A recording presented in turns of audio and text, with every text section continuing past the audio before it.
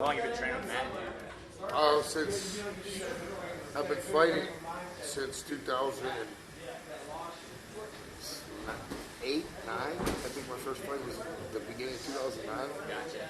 And Matt he had standemup.org, and he was calming. He was doing write-ups, and I got involved with the promotional side of it, and we weren't doing so well, so they were like, "Why don't you fight?"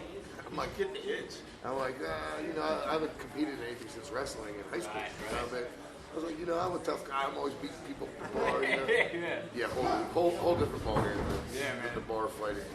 That's what I was gonna say. I don't like stereotyping guys, but when I saw you, I'm like, that's a wrestler. You gotta be a wrestler. Yeah, man. I grew up in Pennsylvania.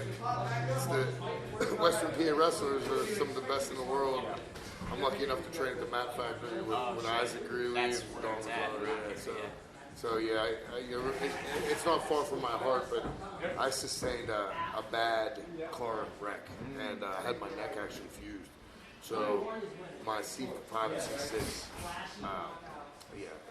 didn't bode so well in the accident. So I took the fusion, knowing that I may never be able to compete at anything again, but the quality of living I was having, I couldn't.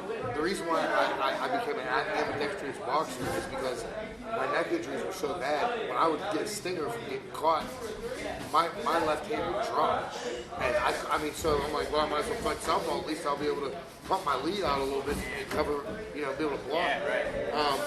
It ended up being a blessing in disguise. But after the surgery, I didn't want to take the chance of getting paralyzed, so I made the jump from MMA to boxing because I wasn't done yet. I still enjoy the competition. I do. It's an interesting transition too. They're similar sports, but also extremely different. We've seen guys succeed at MMA and not be so good at boxing, or vice versa. What was the hardest transition for you there?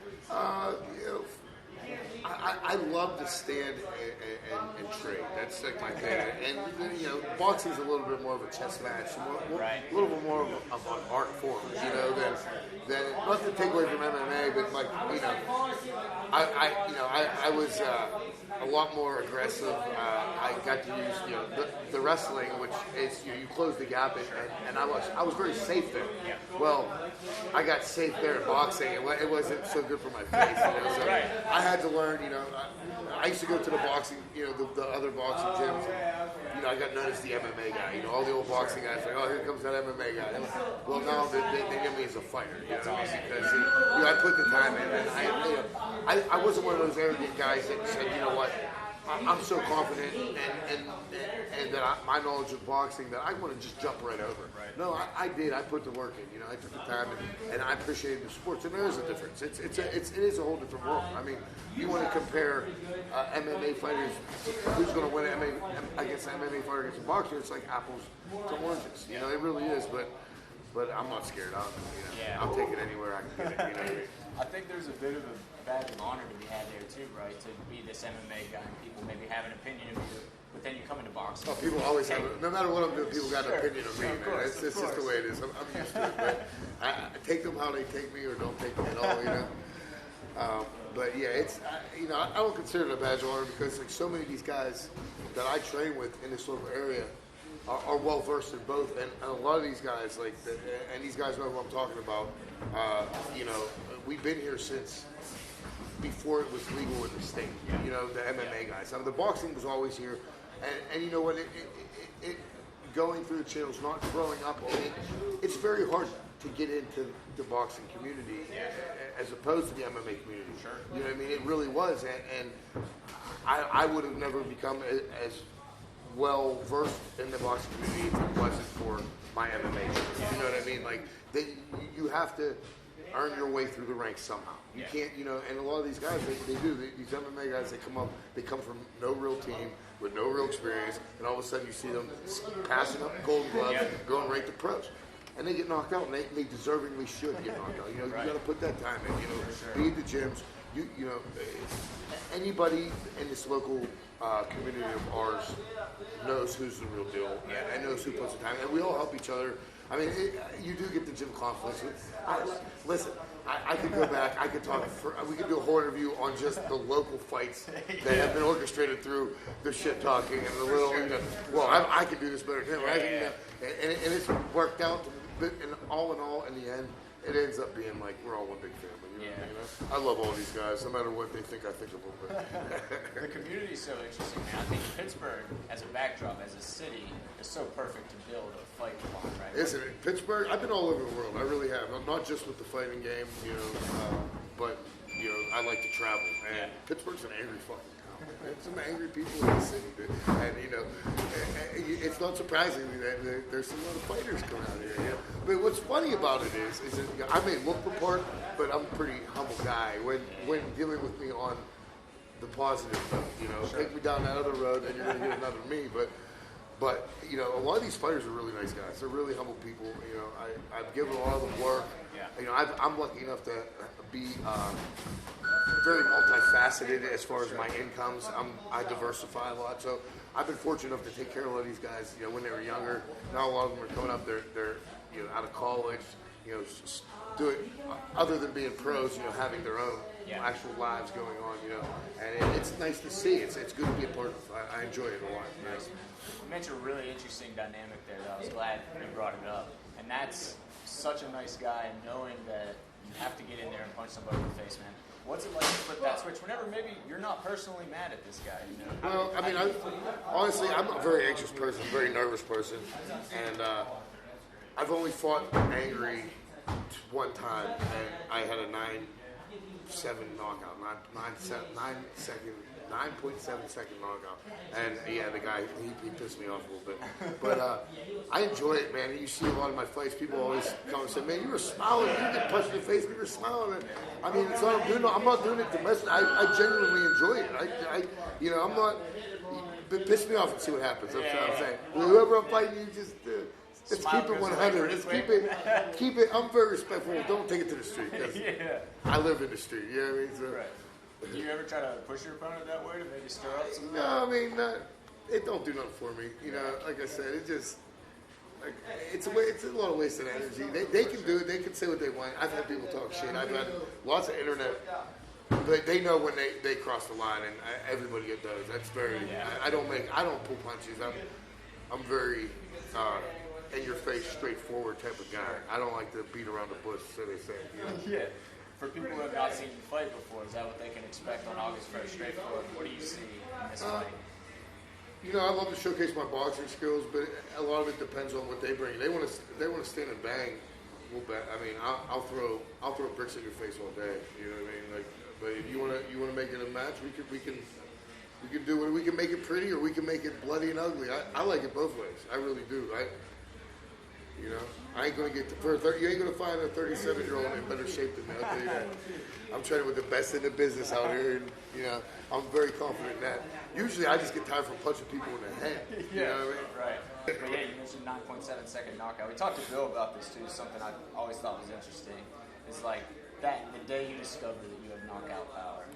It was. I had a very, you always hear sort of fight. We had, hard upbringing. I had go back to that. I didn't have the easiest life. My father passed away when I was 6 years old. I had a young mother, with 3 kids, me being the oldest, helped take care of my family. And my mom was a fighter. In first grade, kids are bullies. The bullying that they deal with these days, I don't think was on a level to the bullies that we dealt with and what our parents dealt with. Right. These kids would never be able to handle what. So not having that, I was targeted for that. You know what I mean? And my mom told me, said, whoever's picking on you, you turn around and punch him right in the nose. And that was the first thing I did. I broke the kid's nose. I was in first grade. And I knew then it was kind of like on Snatch with Brad Pitt, when you can kind of you feel it in the street, just turn it on. And I always kind of knew I had it, and it got to a point where everybody else did too. You know what I mean? So after I was about 16 years old, I didn't have to deal with the bullies, but I literally fought for that. You know what I mean? For that right, to carry myself like I do. Right. But you hear that plight of every fighter. We had it rough. How many of you really did have it like we had? Right. when did it transition from that into a professional career for you? I honestly, if it wasn't for Matt and Bill and Dom, and I would have been done a long time ago. Honestly, like I stayed competitive to give these guys work. I said I never wanted a career with the pros, and a lot of it was with Dom Mazzata to stay relevant with him, just to keep, because we have been so close, and trying to keep yourself useful. You know what I mean? You get out of shape, you can't give somebody 5 rounds. If Bill needs work, he needs 5 rounds of me doing a certain thing. Yep. I got to be able to go in there and do that, or he ain't getting what he needs to win. Sure. You know, so, and then it kind of like, Rick, what are you doing? You're in shape. You're beating everybody up. What are you doing? You're going to fight. And next thing I know, Matt's like, you're fighting. So I'm back at it, you know. So Matt just tells you. Yeah, you know. I don't want to call, Matt is the director of relations for Rick Borowski. He's, I don't want to say manager, because that might be a conflict of interest, but we're very close in our mental thinking, you know. Well, I also get the feeling it doesn't take a lot of prodding to get you to take that fight, does it? Yeah, you know. I don't. The other thing about me is that I just came. I don't know if you saw me. I was in my work clothes, covered in soot.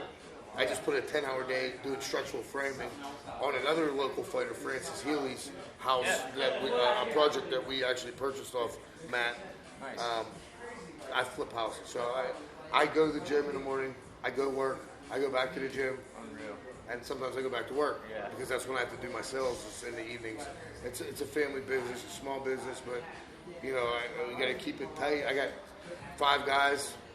2 of them are my family members, you know what I mean? Yeah. And they have kids, you know. So if I slip up, if I put too much time into the boxing or myself, then I'm taking away from them.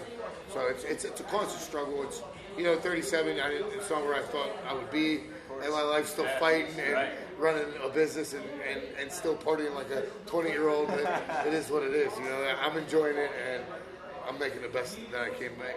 Can you tell when there's a fight on the horizon, like right now, August 1st, in your day-to-day? You mentioned all these other things, other jobs. Can you feel an extra pep in your step as that fight gets closer? Well, no, it's a lot of. It's almost like I feel like I should be doing more. I kind of, like I said, when I'm training more, I feel like I should be working more. Yeah, okay. When I'm working more, I feel like I should be training more. And I constantly chase my tail. You know what I mean? I burn the candle at both ends, but like it's when I rest. Literally, when I stop, I'll fall asleep. If we stop talking and I sit here for longer than 5 minutes, I'll pass out, just because that's the only time I get to rest. It's got to do something. Yeah, man. If I don't stay moving, I'm dying. You know what I mean? Right. So we'll end it with this, man. August 1st, what exactly is going to happen when people tune in to watch you inside the ring? We're going to see fireworks. I put on a good show. A lot of it, if the kid wants to run away, like most of them do, then I'm going to chase him, and I'm going to hurt him. I'll get him. I'll wear him down. If he wants to stand with me, then I'll oblige. He'll go down. I throw crippling power. Like I'm anything that I put on him, and any way I touch him with these hands, he's going to feel it. And it's only going to be a matter of time. There ain't no man that's going to beat me in front of me. It's just the way. It's been like that for a long time. Any fight that I lost is usually because I either got kicked in the dick or I just didn't want to beat him no more. And that don't happen. I want to beat him. I'm not worried about getting kicked in the dick in boxing either. Yeah. You never know. You never know with these guys. I appreciate the time. Yes, thank you so much, man. It was great.